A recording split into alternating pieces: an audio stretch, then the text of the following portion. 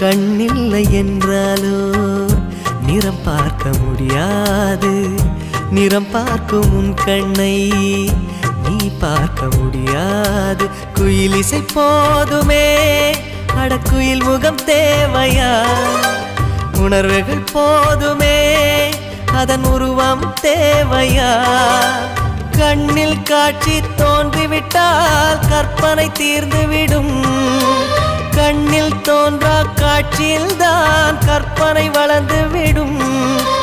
பாடல் போல தேடல் கூட ஒரு சுகமே.